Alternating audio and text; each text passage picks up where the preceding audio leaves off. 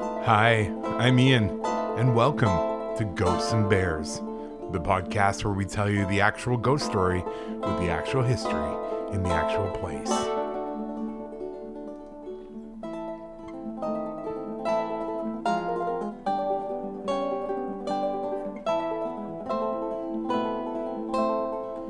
His crime is horrific, and you don't get much more gruesome than a public beheading.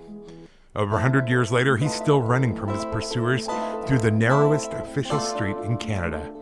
Join us as we chase the fleeing ghost in Fantanelli.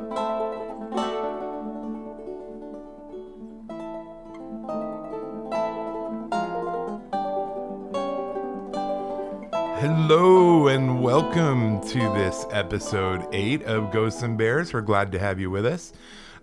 It has been a bit of a whirlwind. We are trying to get this episode all recorded so that you don't miss out when Jason and I are on our travels. I haven't yet done an episode from the road, like a full episode, so I didn't want to start now.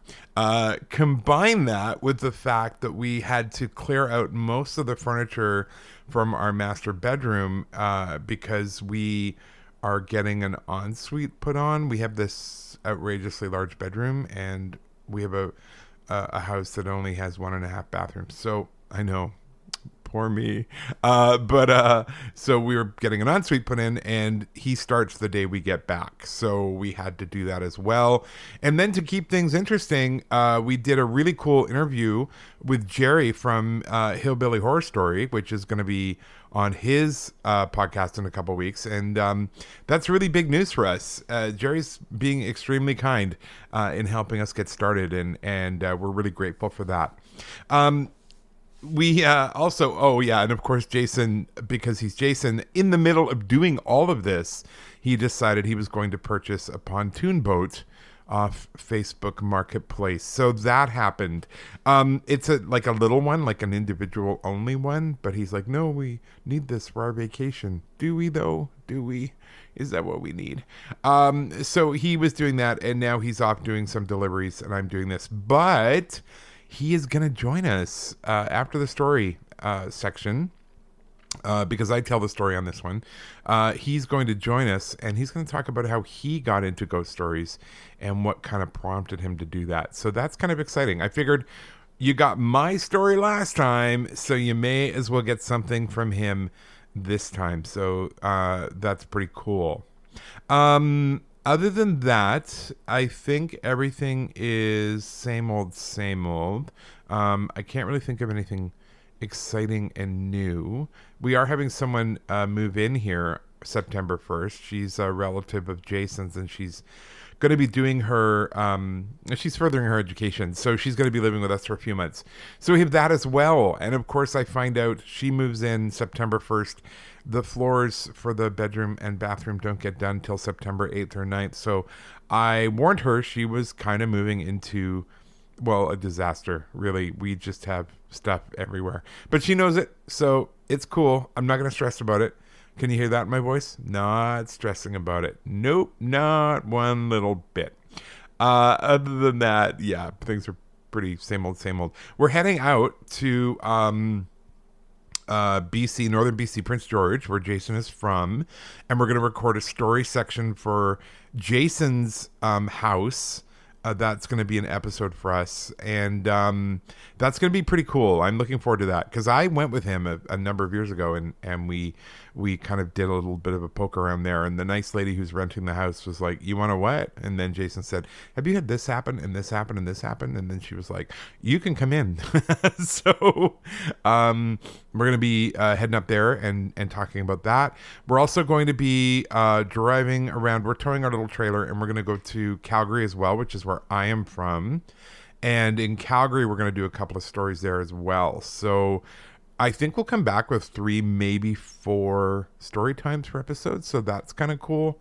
It'll be nice to go a little further afield. I mean, I have tons I could do on Victoria, but it's always great to do new things and something more and all of that. The other exciting news, I don't know if you've caught it yet, but the episode for The Lighthouse, the video for that, we dropped that on Sunday. Sunday, the 1st of August. So hopefully you've seen that already. But if you haven't, do check it out. The exciting part is Chris and Alex Newton and Chris McDonald are officially part of our podcast team now. Yay! I'm calling them, are you ready for this? Visual digital producers. That is what they're doing. And they're doing a great job. Chris took all the headshots for us for the website, so you can see our new headshots. The only one who did not get a new headshot was Randy, because he was busy that day, so he had important Siamese cat things to do. He's currently sleeping on a chair behind me right now, so I don't know what was so important, but what are you gonna do? But no, Chris bossed us all around, gave us good tips, made us not look like idiots, so thank you to Chris for that. He also took some great shots, so we're gonna be in the Fantan Alley episode for our Buy Me a Coffee supporters. They're going to get a big pile of pictures from Chris on the location and where we are. There's also going to be a video from Alex coming out for Fantan Alley as well. But just in case you're wondering, what do these guys even look like? I can tell you.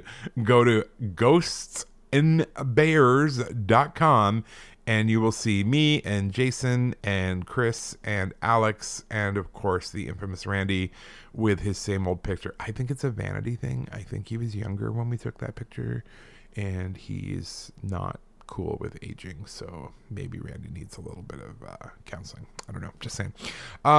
So what we're talking about tonight is one of probably the best stories that we do on the Ghost Walks. It really does have all the elements of not only a good ghost story, but a good true crime story. Love, betrayal, humiliation, public beheadings, a lot of blood, running, fleeing, getting caught, hanging yourself, and of course, the natural progression of a ghost. But we should talk a little bit about Chinatown. Chinatown in Victoria is a little unique. It's the oldest Chinatown in Canada, and it is second oldest in North America, only to San Francisco. So that's kind of cool. It got really, really big in 1858 when, we've talked about this before, when the big gold rush happened. Many of the people who came pouring into the city were Chinese Canadians or Chinese immigrants, depending on their status at the time. And it was a pretty intense place. It was quite a dark place in a way. They all would come together because they would all support each other. There was a huge amount, of course, a big surprise in the 1800s, a lot of racism and prejudice against anybody different, really. And so the Chinese would live in the same areas where they could support each other, take care of each other, look out for each other. Mostly it was men. The men would come over here because they were able to work, and then if they made it, whatever that meant to them personally, they could then send for their families. Until, of course, Canada did the monster racist thing of the Chinese head tax, which they have since apologized for and, don't do anymore. I don't know. I don't know what else you can do on that one in terms of trying to make it better. But it wasn't cool. So, yeah, we had Chinatown, downtown Victoria. Was a pretty seedy place, partly because it was so it wasn't understood. They would build a lot of wooden huts close together and a lot of very tiny little alleys, but it had everything you would want in a neighborhood, but it also had some scarier things too. There were opium factories. Now whenever we talk about the opium factories, everyone's like, oh, that must be what the tunnels were for. No, opium was completely legal. There were 4 legal opium factories in Victoria that the Canadian government was like, yeah, good, go for it, baby. They did not, however, approve of gambling, which comes into this story as to why Fantan Alley is the way it is. And then, of course, there were lots of brothels. Yay, brothels. So we had all that going on right down in Chinatown that was very tight and close-quartered, and people were generally pretty closed off to outsiders coming in there anyway. So, yeah, the opium dens didn't help. The opium factories where they produced it was one thing. Opium dens, I mean, people, they called it chasing the dragon, and you go in and you just wouldn't come out. You just become completely addicted to it. So that was a really big deal and also a really big problem. Chinatown grew and grew and grew until its peak in around 1910, 1911. It occupied about 6 city blocks in the north end of downtown Victoria, which was quite a lot. At one point, again, same year, it housed over 3,000 people, which was almost more than the entire downtown population of Victoria at the time. It slowly started to decline in the 1920s, right down to the 1970s. It got smaller, size-wise, it got smaller population-wise. And then in the 80s, the city decided to try some revitalization, which they did do successfully. They built they call them the Gates of Harmonious Interest, and they're really pretty, right on Fizz Garden, Government Street. And that's kind of the official entrance into Chinatown. Most of the original buildings are all still there because it's Victoria. And it's actually a really cool place to go now. They sell lots of really cool kind of trinkety stuff. They've got some beautiful fashions. They've got some home decor places, some very upscale restaurants, some great Chinese restaurants. So it's the only place you can go for Chinese groceries in the city. There's 2 Chinese grocery stores in there. And if you're looking for something kind of unique or different or something that you know from the culture, you're going to find it there. So it's pretty neat. They've also put in some condos, but they've utilized the old buildings, which is really cool. So it's become a pretty neat place. Now it is primarily a touristy kind of place, but also for the locals. They go there as well. A friend of mine had a funny story. He's in his 40s, and he was telling me when he was a kid, they said to his grandmother, "We're going to take you out for lunch." And the grandmother was excited because she was quite old. She didn't go very many places. And so they got her in the car, and she said, "Oh, where are we going?" And they said, "Oh, we're going to go to Chinatown to this Chinese restaurant." "Oh, no, no, no, no, no. We can't go there. We can't go there." Like, in her mind, it was all opium dens and brothels. And the family was like, "No, it's okay now." Like, it's a little different now.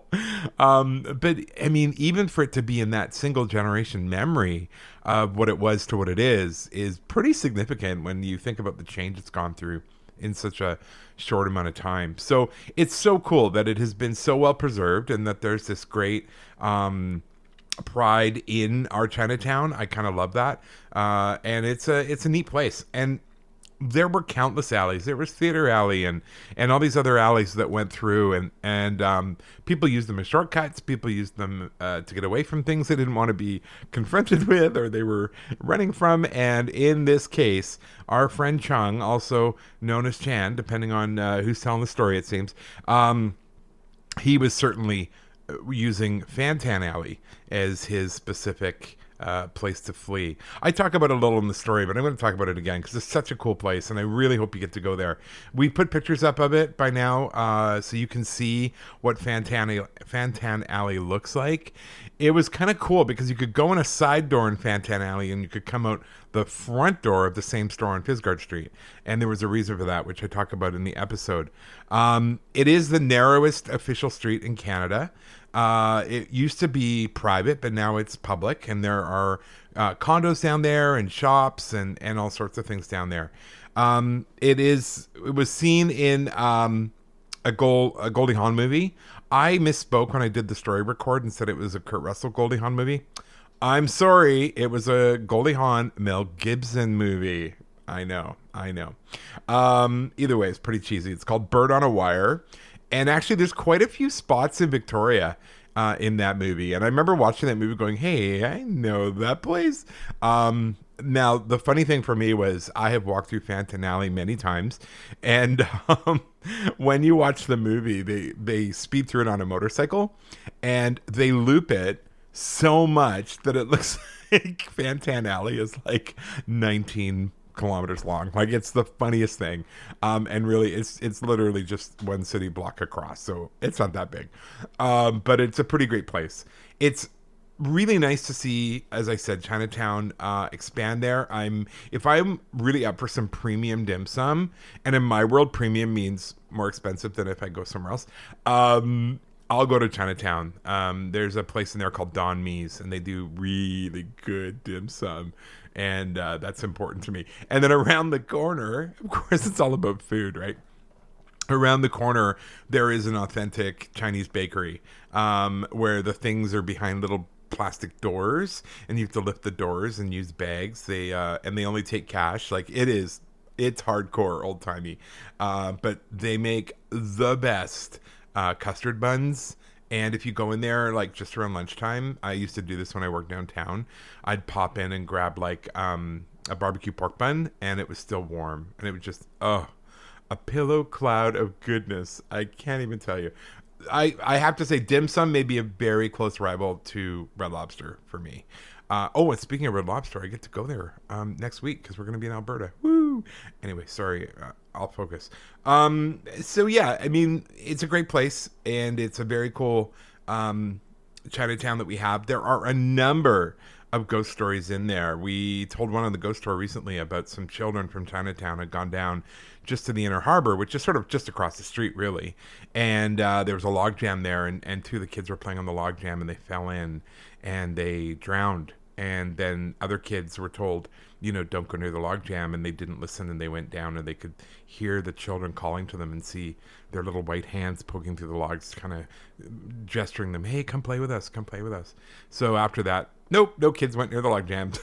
I think that'd be pretty darn effective.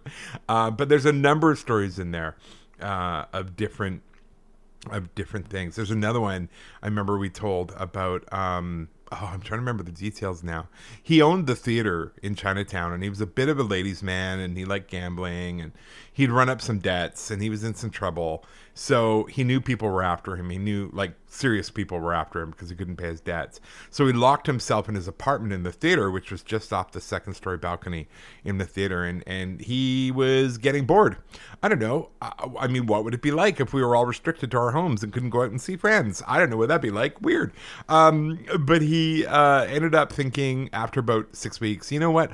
I won't go out, but I'll have a party. So I'm going to bring in food and friends and girls, and we're going to have a party, and I'll only invite my friends. Everything will be fine. So this was his plan. So he invited a bunch of friends over. They all came over. They were all having a good time. And then about an hour later, someone knocked on the door, and he thought, oh, they must be late. So he opened the door himself, and these two men grabbed him and in one move threw him off the second-story balcony of his theater, where he died. And that was Theater Alley, which is right beside where his theater was. Well, after that, people going through there would feel like headaches and fear and struggle breathing, and they ended up just sort of not going through Theater Alley anymore, and it became a place where you just didn't go because this guy, his energy was still so clearly there. They never did find out who killed this man. I mean, I'm sure everyone knew, but no one was talking because they weren't stupid. And the theater got flattened, and they built new condos there. But what they did, which I thought was kind of interesting, was they put in a new Theater Alley, so that you can now cut through the same place. And I haven't heard anything yet about headaches and things like that, but time will tell. The building's quite new. So it went from being a really large place to a pretty seedy place to a place of significant decline, and now to a place where, people, it's busy all the time. It's just busy all the time. And it's just another great fun thing for people to do when they come to visit the city. So it's really worked out well.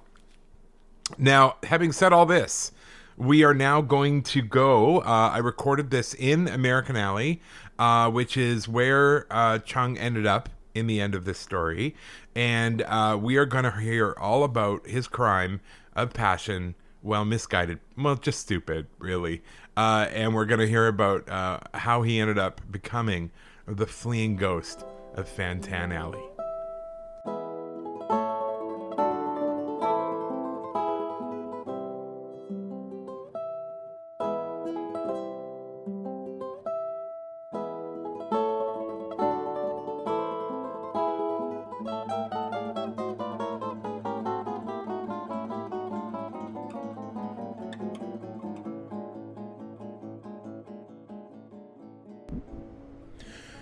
Standing outside the American Hotel here in American Alley, just off Bastion Square in Victoria, we are here to talk about a man named Chung, who left his mark on Victoria in a pretty big way. He was a young immigrant. He was around 17, 18 years old. He was from China, and he lived in a large boarding house that would have packed as many people in as it possibly could have. And basically their whole life was just working and then going back and sleeping so they could get up and work some more. Many of them had a couple of jobs, and Chung had quite a grueling job. His main job was working in the American Hotel, and he made beds here. He would come in when the guests would leave and basically attend the rooms, and he worked really, really hard.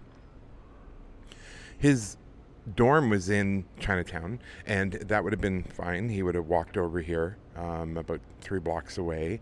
And unfortunately for Chung, as it turned out, he ended up going past what was known as a sing-song house. And this place was where you could spend some money and enjoy the company of a woman for a while. In Chinatown, it was quite a popular one, and there was a reason why Chung kind of got into trouble. He would have stayed away from it. His mom would have warned him to stay away from those kind of places, but he didn't even really know what those kind of places were. He was here with no family.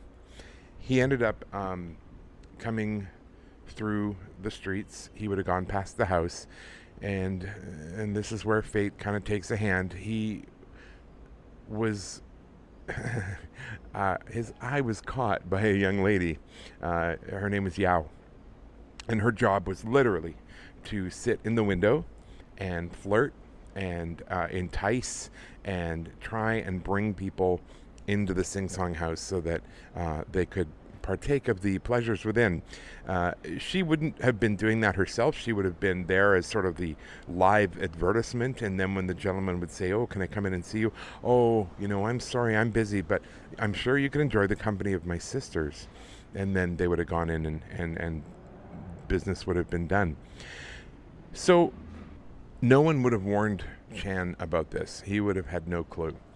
And when he passed this beautiful young woman every day, and she was very beautiful, she was in fact owned, unfortunately, by a man who had purchased her in San Francisco, and he paid a lot of money for her, and there was good reason for it. She spoke 4 languages, she could sing like an angel, and she was the most stunning woman that anyone had ever seen. And for her boss, hey, she was a good investment.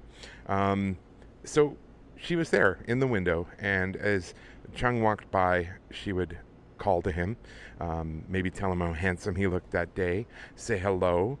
And of course, he would have ignored her the first few times. He was shy, but eventually it kind of wore him down, and he was lonely. And so he would have ended up having to work up all his courage and then start talking to her, which he did. As the months went by, he would see her on his way to work. He would see her on the way back. So they were now speaking twice a day. And he would stop and chat with her. And she, of course, would, flirt with him and do all those things she was supposed to. One of the things she would do that was a real crowd pleaser was she would let down her hair and brush it right there in the street. I know, scandal. She was really good at her job. That's what she did. But no one clued poor Chung into the fact that she was not actually flirting with him. She was not actually being nice to him because she liked him. She was there doing her job. So she ended up with this very kind of awestruck young admirer. And it didn't go long. It wasn't long before, you get a young man and a beautiful woman, and you get a great big glass of stupid. And that's exactly what happened.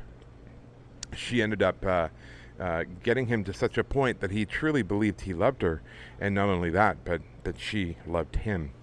And so on one day he went to her and he grasped her hand and confessed his love for her and asked for her hand in marriage. And she, of course, was polite. This had happened before. Sometimes this was sort of one of her job hazards. And she ended up turning him down, saying there was no possible way. She was owned by her boss. There was no way she could just leave on her own. And Chung took all this in stride and sort of was okay, and he walked away. But he wasn't done yet. He came back the next day and he approached her window, and he pressed a small bottle into her hand. And she must have thought it was perfume or some other love token. And he whispered to her, he said, "It's poison. Put it in your boss's rice. And when he dies, you and I can run away together." Well, this would have scared her to death, because she knew pretty quickly that okay, this is way more serious. This guy's willing to kill to get me. And if anyone had heard that, if anyone had caught wind of that and they had told her boss, it would have meant serious consequences for her, perhaps even death. And so she threw it back at him, and this time she thought she better take a harder stance, and she started to ridicule him there in the street. And everyone stopped and turned and looked as she yelled at him, "You stupid little boy. Why would I want you? You have nothing. I'm here. I have got the best food. I've got the best gowns. You can give me none of that. Why would I ever want to be with you? Even if I could be, I wouldn't be. You're an idiot," basically. At this point, Chung was completely humiliated, and he ended up slinking off, and he had some planning to do. And it does not end well for our friend Yao. He went back to his dormitory. He told one of his roommates who worked in a fish processing plant that this woman loved him and he loved her, but she just didn't know it yet. And would his friend help him with the plan? Now, the plan, and just as a caveat here, if you have a crush on someone and you think kidnapping them is a way to show them you love them, don't do it. It does not work. It is a terrible, terrible, terrible plan. Anyway, this was the plan. Here's what he told his friend. "I want you to come with me, and I want you to distract her because I can't go near her window anymore.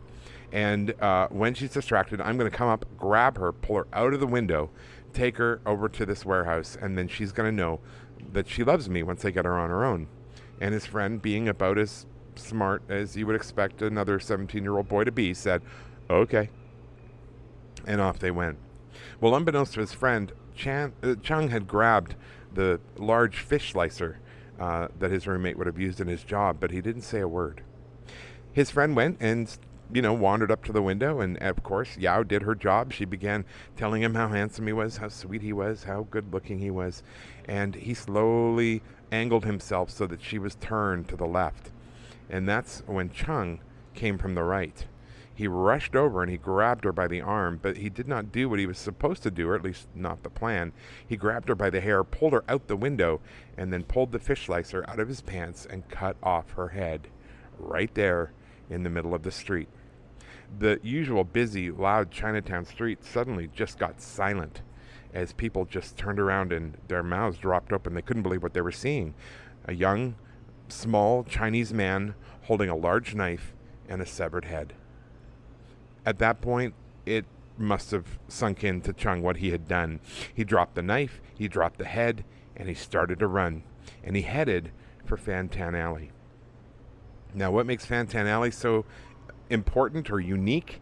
Well, it is the smallest actual street in all of Canada. It is pretty famous. They shot a cheesy 80s movies there with Goldie Hawn and Kurt Russell called Bird on a Wire.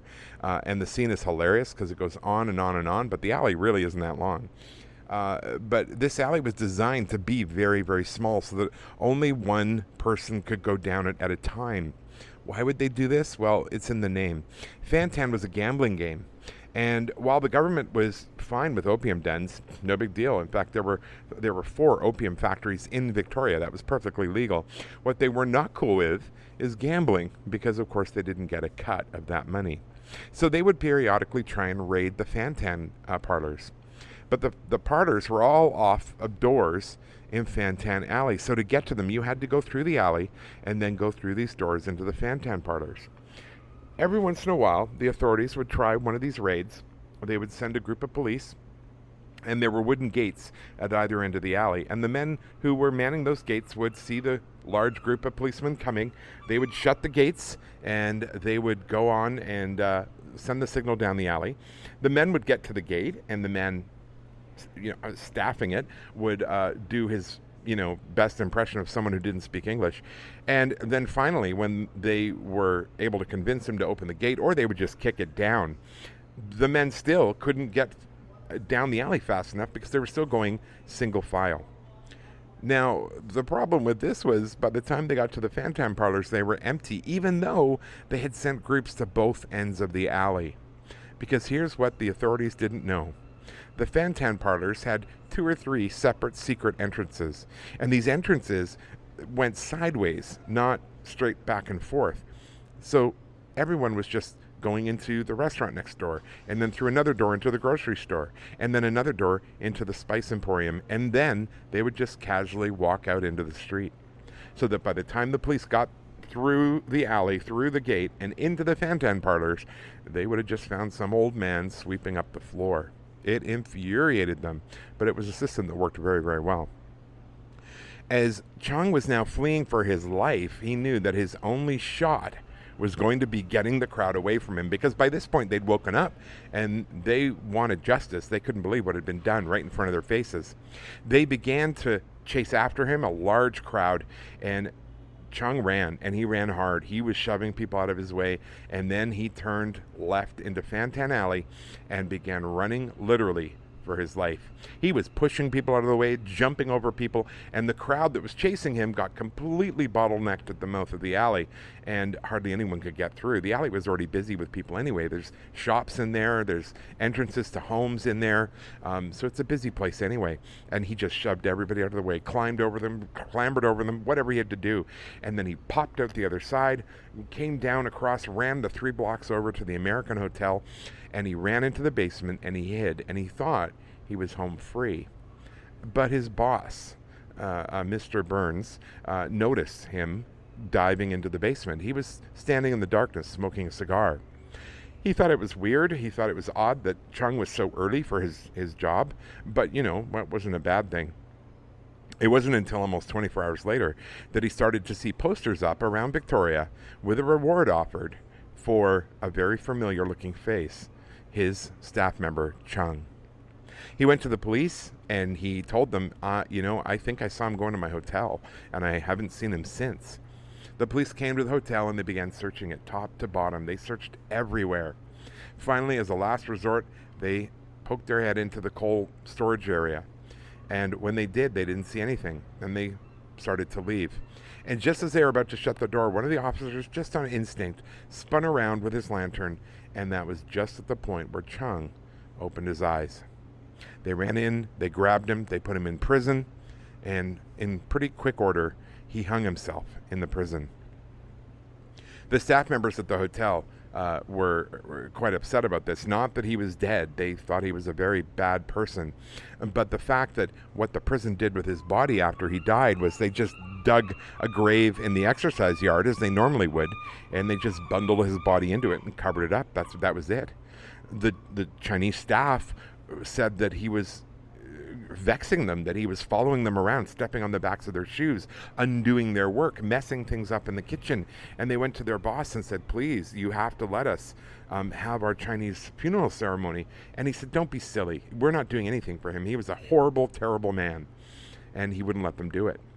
But after 3 days, things were getting so bad in the hotel for the Chinese staff that they refused to work. So finally said, fine, do whatever you want. Well, at the time, part of the funeral ritual was you make a lot of noise so that the spirit knows it has to move on. And you give it food and you give it paper money so that it has a way to get to the afterlife. And when that's all done, then this person's soul has gone on. Now, interestingly enough, the worse the person was, the louder the ritual had to be. So they were making a huge amount of noise because they wanted to drive the spirit away. But it seems it was a little too late. At the American Hotel here, down in the basement, there's always been a restaurant. Up until recently, there's always been a restaurant. Always changing, always different. But there's always a restaurant there. But it doesn't always seem to last very long. Part of the problem is the old people leaving will often tell the new people coming in, whatever you do, make sure you leave a little thing for Chung. And they tell them the story, and most of the time it's not believed and it's ignored. But within a few weeks, they start leaving out a little shot glass of beer, a small dish of rice, and they make sure it stays fresh. Because what happens if you don't? Well, the ovens will either go off or crank all the way up without anyone ever touching them. You come in the morning, the refrigerator door has been open all night, the food is spoiled. Knives go spitting off the counter. So it's just quite simply easier to leave out that little token, and then Chung will leave you alone. Fantan Alley's a different story. He still seems to be on his route of escape, and people experience that in different ways. Sometimes people will be there on a hot windless day, and they'll feel a breeze go past them as they're walking through the alley. Other people actually feel themselves being jostled or pushed up against the wall. One woman who was on a history tour with us, she wasn't there for a ghost tour at all, but she was a sensitive psychic medium. She knew nothing about the ghost story. They were on a history tour. They were walking through Fantan Alley, and I believe she was from Boston. And all of a sudden, she threw herself up against the wall, and she said, "Oh my God, someone help him, please! Someone help that boy, please!" And she was almost hysterical. They got her out of the alley, and they asked her what had happened, and she said, "Didn't you see?" And no one else had seen it, only she had seen it. What she'd seen was a young Chinese man covered in blood, and she assumed he must have been horribly injured, and he was running and just frantically trying to get through the alley, and she thought he needed help. So Chung is still running. He's still trying to get away from what he did. He never did meet justice, and he still stays in the last places he was in. As for Yao, she ended up with one of the largest funerals Chinatown ever saw, and her owner was heartbroken to lose her, not just because of his business investment, thankfully, but because he did care about her. And so she had the largest public funeral that Chinatown ever saw. Chinatown is still there. It's smaller now. It's down to kind of one and a bit streets, but it's still there. Fantan Alley's still there. All those buildings are still there. And I guess that's probably why Chung is still running.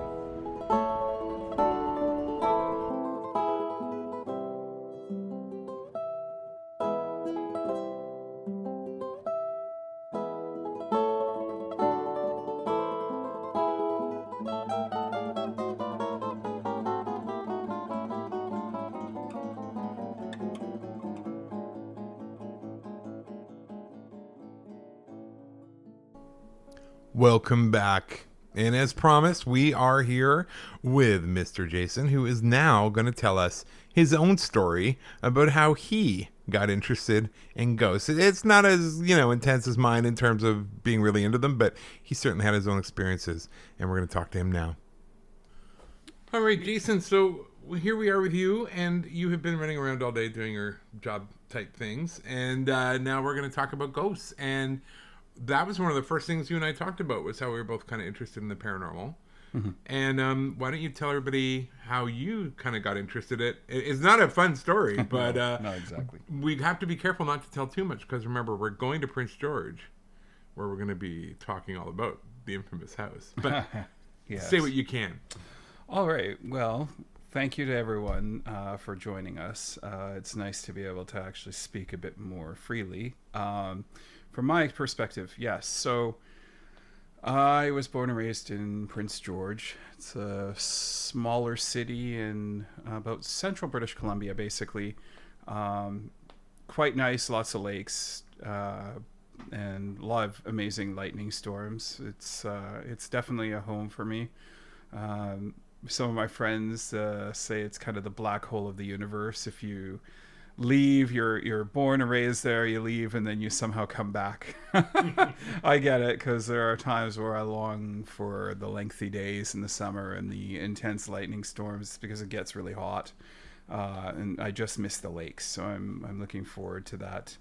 So when I was growing up, I felt a lot of odd tension in my bedroom.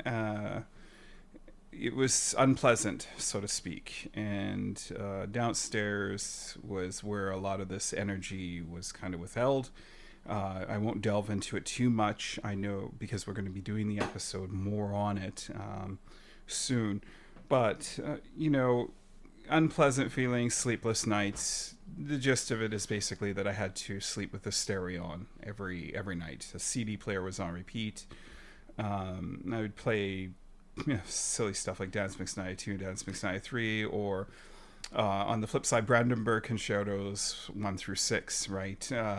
Quite a varied selection. I'm classically trained, so I guess the playing of the music for my entire life, allowed me to make a lot of noise, especially with my trumpet. So, do you think having the music playing kept whatever it was at bay, or did it just keep you distracted from it? It was more a distraction. Yeah, yeah. I've always been a busybody working my entire life. So, um, long story short, I just was go, go, go pretty much from 7 years of age onwards. Yeah, it's the energy was intense. I started reading ghost stories. I went to Hart Highlands Elementary School. It's in a nice neighborhood there, and I remember taking out this one book from the library, and I just the one story that consistently stood out to me was the Brown Lady. There were photographs. There's one photograph that you can Google.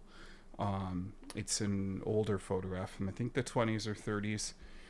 I don't remember the details all that much. I mean, I'm talking, I was 6, 7 years old, but I do remember the photograph well.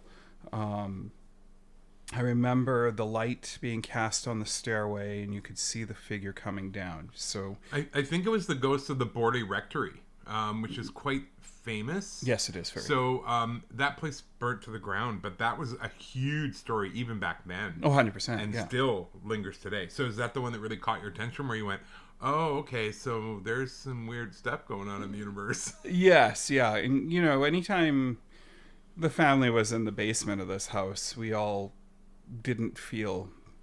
There was a lot of unrest, to put it shortly, because, of course, like we're going to talk about this more in depth.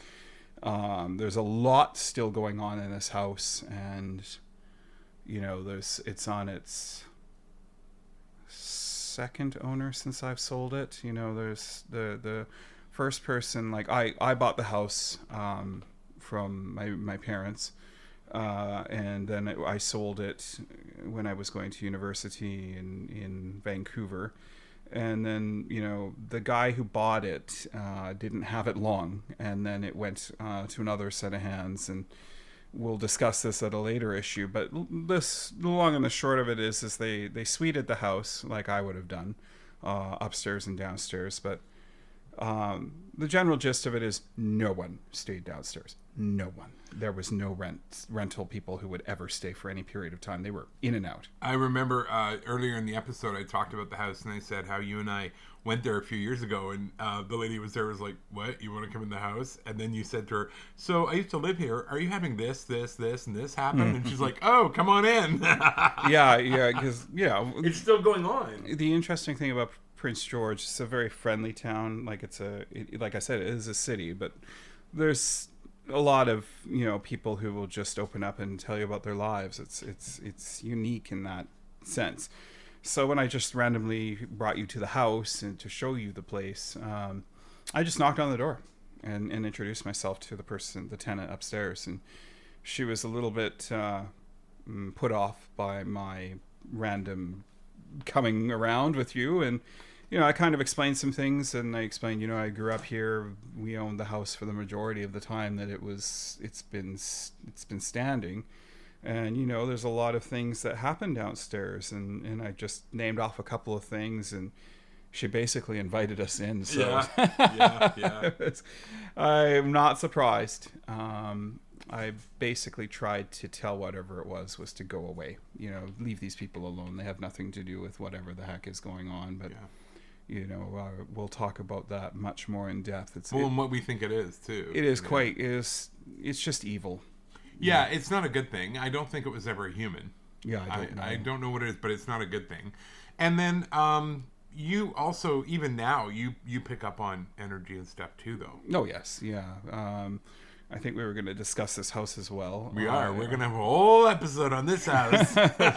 This house is interesting because it's actually on an archaeological dig.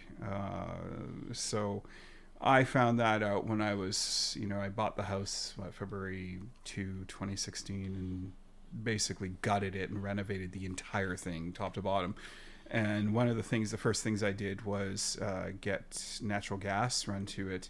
And much to my surprise, the gas people came from Fortis and said, "You do realize you're on an archaeological dig?" And I'm like, "What?" And archaeological dig basically translates to indigenous graveyard, is what that really actually means. It's true. It's 100% true. So I don't know if I'm just randomly attracted to houses that are like this or what it is, but Or they find you. maybe. Yeah. You know, I definitely I shut down the open house and said I'm prepared to make almost a full ask offer, you know, straight up, just almost, you know, just subject to inspection basically, you know. But I love the house. It did have its odd points over the last few years. I had to actually bring in someone to help Spiritually. help rid of it. Yeah. So we'll talk about that because Jason lives here, I live here, his mom lives here now, and all of us have had experiences in this house. Yeah, and which is pretty wild. It's interesting because, you know, speaking of those who, you know, question the validity of this, I mean, I consider myself agnostic when it comes to religion. You know, I don't believe in God per se. The standard definition, but a spiritual power. Yeah, 100%. Yeah. I definitely wouldn't. You know, I consider myself a spiritual person.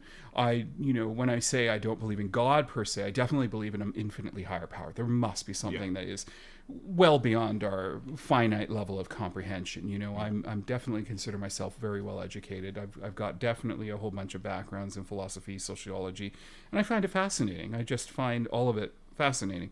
So, you know, I was reading these articles about, you know, maybe ghosts are...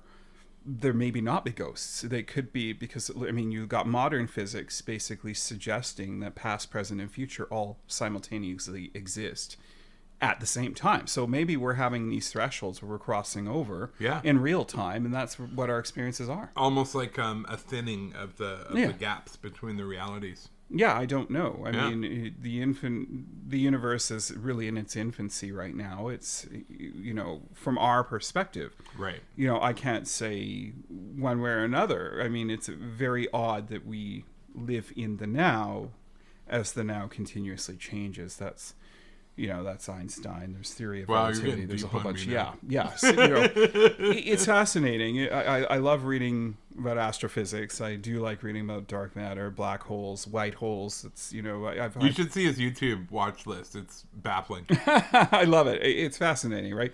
So, you know, I'm not out of the realm of saying there is no God. That's not what I'm here to say. I'm just here to say the standard definition doesn't sit well with me. Well, and then maybe the standard definition of ghosts doesn't fit well with you either. And that would make sense. That would fit in with your personal philosophy. Yeah, you know, and I, you know, admittedly, I do have autism, so I do prefer to have empirical evidence. But, you know, when the hair raises on the back of my neck, I'm not ignorant to that as well. You know, I certainly have had my experiences. I have seen it. Yeah. I have seen it, and I did not like it. There is some really freaky stuff that happened in that house, and you know, my sister doesn't believe in any of it. She doesn't believe in God. She doesn't believe in any of it. And yet we had her over for Christmas dinner, and you know, in the section of the house that had this, whatever it was, you know, I challenged her. You know, she was getting a little persnickety. She, like I said, she doesn't believe in it. So I just challenged her. I said, okay, but humor me. How many times did you enter that section of the house in the 19 years that you were born and raised and lived there? And she stopped at the Christmas dinner and delayed her answer. And, you know, you remember what she said. Mm-hmm. She said, I probably entered it less times than I can count on one hand. Yeah. She just wouldn't go. No. And I said, you know, why do you think that is? And she clammed up right away. So I said, you know, we're not here to say that there is or there isn't. There's experiences, there's stories, and, you know, those things deserve to be heard. And I think a lot of people end up, when they don't understand something, it's easier to say it's not real. Oh, 100%. Because then they don't have to deal with it. And I think that's very much kind of where she was going with that was, well, I don't understand it. I don't have a label for it. Therefore, it's not real. Yeah. That's a fair point, you know, and, you know, I can't, there's all sorts of things that we experience, you know, and, you know, if we put our blinders on, for sure, we can just say that it's not, there's no this, there's no that. I mean, ultimately, there are billions of people that believe in a higher power. You know, we call it Allah, we call it God. You know, for those people, we're not going to negate that. Religion is religion, and you know, I think spirits, presences, ghosts, energy, aberrations. Yeah. You know, who's to disprove or prove otherwise, right? You know, you got some investigative teams. You know, I wish all the best to them. You know, I don't know whether they'll prove or disprove anything. I happen to be optimistic and think that there is. You know, I hope that we aren't here just a finite amount of time. We do certain things that define our lives, and then we're gone. You know, I choose not to think that we're here and then we desist and then that's it. You know, I certainly hope that there's a transference of power, and you know, the universe as an aggregate is essentially the ultimate holistic energy force, in so much as it will recycle everything, right? You know, so in that regard, I really am a believer that there is a life after death. There is something, a continuance per se, you know, anything in and above than just being here, doing our jobs, grinding and just calling it a day, right? Yeah, I think that's where a lot of this stems from, and my curiosity goes in all sorts of places, right? Yeah, and that's awesome, and thank you. So you finally got to hear Jason here at the mighty desk of the podcast, which is awesome. Yeah, thank you. And hopefully we can do more of this, so we can have more Jason in here. We are going to be right back. I'm just going to let Jason out of the chair, free him from his shackles, and then come back to you with what's coming up next week. Yeah, I definitely wanted to say thank you to everyone that supports us. You know, we use the funds to go on adventures to seek local stories and get more information to you guys. And, you know, if we're in your neighborhood, we're happy to hook up with you and hear your story. We want to share these. Stories are meant to be shared. 100%. Thank you. And we are going to be in LA. October 29th to September 5th. No, September 29th, so October 5th. September. See, this is why we have Jason, the accountant, and not Ian doing this. September 29th to October 5th. If you have a story in that great, awesome city, we would love to hear it, and we would love to maybe check it out. So email us, ghostsandbears@gmail.com, and hopefully we can meet up with you, because we're excited to go. And we're grateful. Thank you. We are really grateful. All right, I'll be right back. All right, so yeah, I'm thrilled Jason was able to do that, and he had the time to do that. He was actually already at working again, so I had to wait for him to come back so I could get him to do it. It's slightly ridiculous, but I think it was worth it. He's such a cool guy. He's got such a great outlook, and I'm glad you guys got to hear a little more from him and what he's about, because it helps when you hear us talk about things. It helps for you to know where we're coming from. I want to thank all of our Buy Me a Coffee buyers. You guys, amazing. The support is incredible. Please feel free to join us and sign up for those great bonuses that we offer. I'm also thinking of maybe doing some more bonus content, which I think would be really fun. So get in on that now. And if you have ideas for bonus content that you think would be fun and you would like to see, please let me know. I'm more than happy to attempt to incorporate those.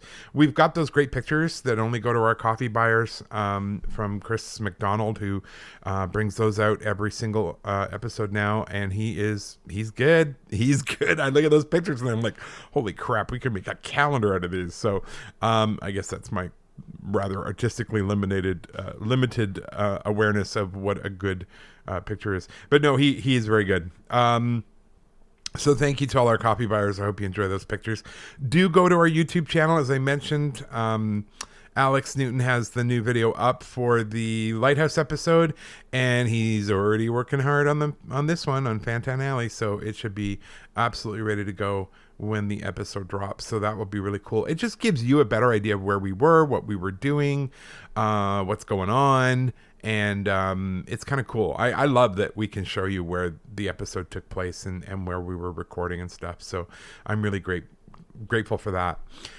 Our next episode that's coming up is going to be a little different. It's going to be pretty short on history. And the reason being is the house and, in fact, the neighborhood is only 9 years old. It's with friends of mine, Eben and Carlene, and they have lived in that house since it was built. I remember going to see the foundations being poured with them, so it's definitely been a new build. And they have a really interesting ongoing haunting in their home that, you know, I work with Carlene, and she would be like, "Oh, you'll never believe what happened today," or "You'll never believe what happened on the weekend," and then she'll tell me a little snippet. And over the years, I have gotten more and more fascinated with this story, so that whenever I get a little message from Carlene, it's like, "Ooh, what's she going to tell me now?" And it's changing. It's in some ways escalating. In some ways, it's finding its balance.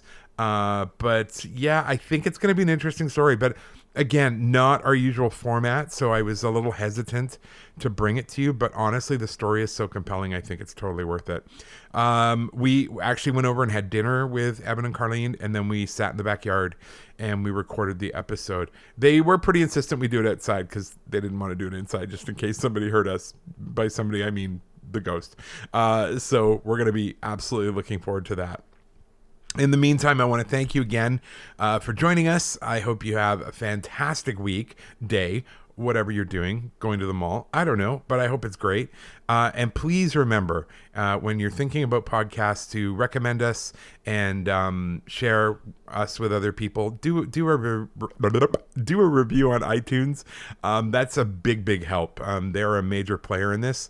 And anywhere else you listen to podcasts, just leave us a review. Hopefully it's a good one, because that always helps us move up in the algorithms. And the more people who like it, the more people who recommend it, the higher our listenership goes. So thank you for that. We're doing really well for such a little podcast, but I'm just excited to see us grow some more.